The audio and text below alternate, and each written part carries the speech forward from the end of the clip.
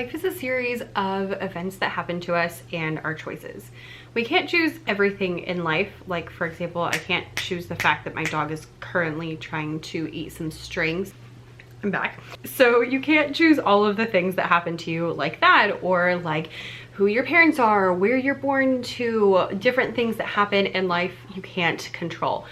But a lot of things in life are about the other half of the equation, which is how we respond to those events and how we take charge of our lives and how we choose to win all throughout our lives. If you would like to be successful in whatever successful means to you in life, then you have to choose good responses to those things that happen, and you have to choose good habits in order to make those good responses happen even more often. And with enough good habits, you can change your life a little tiny bit at a time. And right now it may not feel like, you know, monumental change, but down the road, you'll look back and realize that you have become the person that you wanted to become. Your choices today become your reality tomorrow. At least that's what Tom Ziglar says in his book, Choose to Win. I picked up this book actually at the airport in Atlanta when I was headed to Boston for the Teachers Pay Teachers conference, and read it on the plane to Boston and on the plane home from Boston, and managed to finish it in just that amount of time. I was absolutely obsessed with everything that I read and was just really interested in applying all of the different aspects that he talked about, so I thought it would be a great book for our first official book club. Ever since I started my channel and even my blog back way long time ago, I have always wanted to get to talk about books and more books, and I've been looking for a good way to kind of like make that happen in a way that kind of makes sense with the channel. So I think we're gonna start a little bit of a book series. When I find a book that just really speaks to me, I want to come on here and talk about just the things that I've learned and different things that you can apply to your life, and we can couple that with a few, like, you know, best books for this, best books for that kind of stuff, and I'm excited to share those things with you. So the first one's gonna be this one, Choose to Win by Tom Ziglar. It's a really quick read, highly recommend. I will link it down below, and really great if you're looking to improve your life. So grab something fun to drink. I have a coffee somewhere. Where's that? Hello. Now I have lipstick on both sides of that. Now, when it comes to figuring out how you're going to be successful in your life, the first thing that you have to figure out is what and why. But it's actually helpful to start with the why. So like long term, what are you wanting to do and where are you wanting to head? If you aren't aiming at anything, you will not get anywhere good. So you have to look and think about where you want to go and your, what I like to call, horizon goal. I heard this on a podcast one time and I just love the idea of it. Basically, the guy was, I don't even remember who it was, but the guy was talking about having a horizon goal, and that's your like long-term goal that's maybe not super specific, and you don't necessarily know how you're getting there, but you're just heading towards the horizon with everything you do. And if you keep moving, you know, you might end up zigzagging as you go towards the horizon, but you'll get there. And again, you may not know how you're gonna get there yet, but that's where you're headed.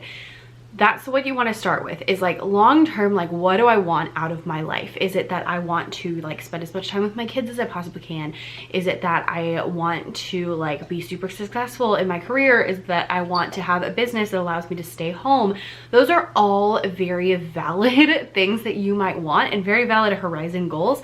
But if you don't have a something, then you don't have anywhere to head towards. So you have to have the horizon goal as something to head towards. You don't have to know how to get there, you just have to decide that that's what you want. Once you've figured out the why behind everything that you want to do and you figured out your horizon goal, then you can start making actual plans and actual like concrete goals. So if I want to have a business that allows me to stay home, okay, how much money do I need to make in order for that to happen? What do I need to do in order to make that money? And what other things in my life do I need to adjust or change? Are there other things I need to look into and work towards as I go towards that goal?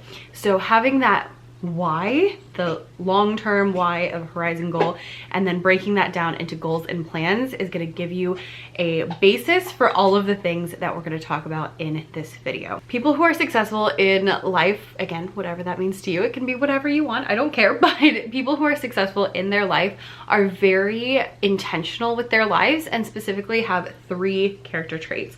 Number one is desire. That's your why, that's your horizon goal, that's your thing that you are aiming towards. Tom Ziglar describes desire as determining what you want. It's your driving force to get you started. You have to have that desire to actually get started and, you know, continue as well. After you have your desire, then you need to have some hope. And hope in this context is believing that you can achieve those desires. So if you are like, I want to be the Queen of England, I hate to break it to you, but for most of us, that's really not going to happen. And so you have to have hope in order to believe that your goals can happen. If you don't believe they're going to happen, then you're not going to want to work on them because you don't think they can actually come true. So you have to have the hope aspect of it. And that's just believing that whatever you're after is a possibility.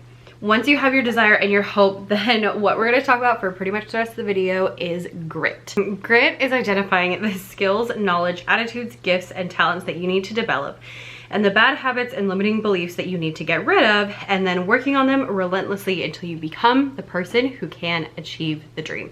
This is a lifelong pursuit, so you have to have that grit aspect of it where you keep going even when things are difficult, even when things are hard, even when your dog is being very obnoxious. And I just found if I put peanut butter on her nose, it entertains her for at least like 30 seconds.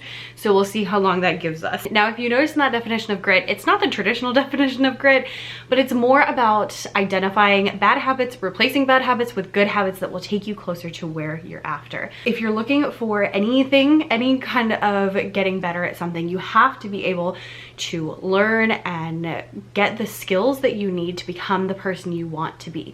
So I teach elementary music. In order to do that, I have to know music, I have to know stuff about education, and I have to be continuously learning. And I am continuously learning and working hard on those skills. I've been working so hard on my piano skills to try to improve that aspect of my education for my kiddos so that I can play along with them.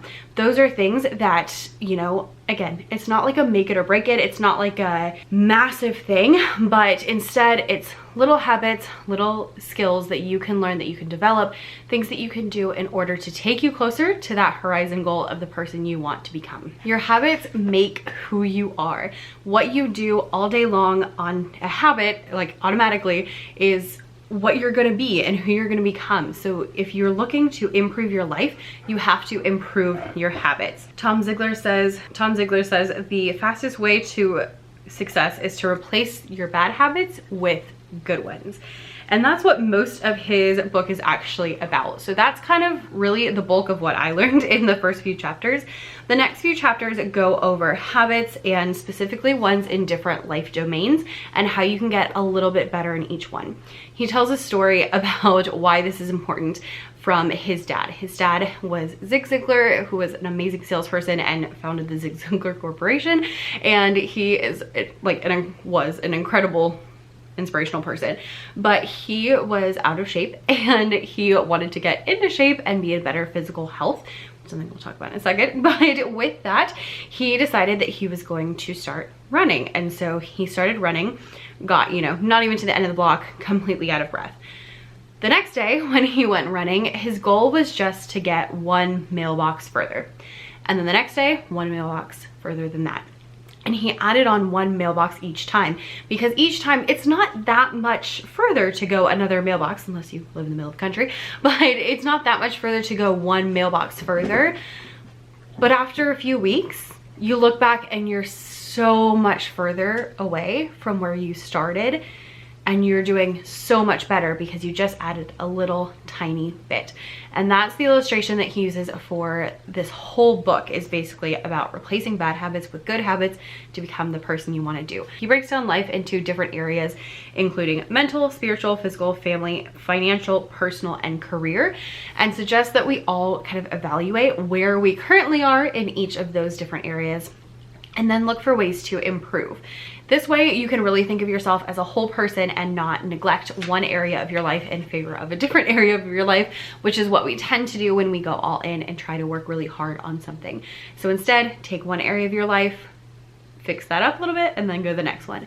He recommends adding a new habit every week, or replacing a bad habit with a good one every week, and alternating the domain of life that you are focusing on. So you have a new habit in mental health. So maybe you spend a few minutes of quiet. I know some people do meditation. I don't do meditation, but a few minutes of quiet for me really have a huge, profound difference on my mental health and like just the ability to quiet my mind. Then maybe the next week you work on spiritual and you try to read a spiritual book each day, or you know, pray more or whatever it is that you are doing there. And the next week you add a physical habit. So maybe you want to drink more water than you're drinking currently.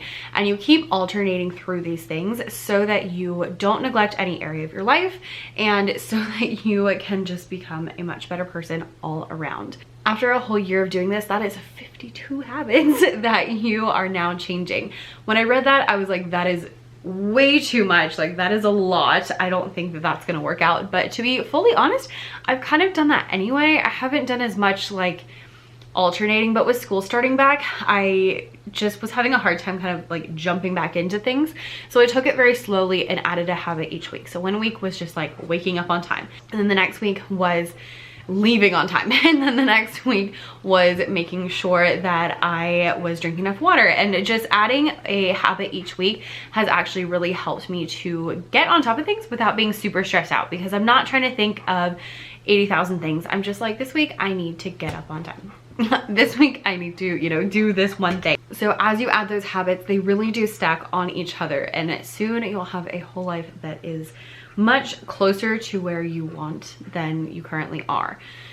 People who are successful have good habits and do those things on the daily, but they don't just happen, because people who are successful in whatever way they want to be are intentional with their lives. And that is something that I try to drill into y'all all the time, is that if you want to be successful at anything, you have to be intentional. You have to be intentional with your time. You have to be intentional with your habits, because you have habits regardless of whether you're intentional with them. It's just whether it's a good habit or a not so good habit, because our default is probably not a good habit, but you have those habits anyway. So you have to make sure that you are being intentional with your habits and with your time and with all of these things, so that you can become the person you want to be, so that you can reach that horizon goal down the road. I hope you enjoyed our first episode of Book Club. If you have a suggestion for a book that you'd like to see featured, you can leave that down below, and I will leave the link to this one down below, and I'll see you next time. Bye.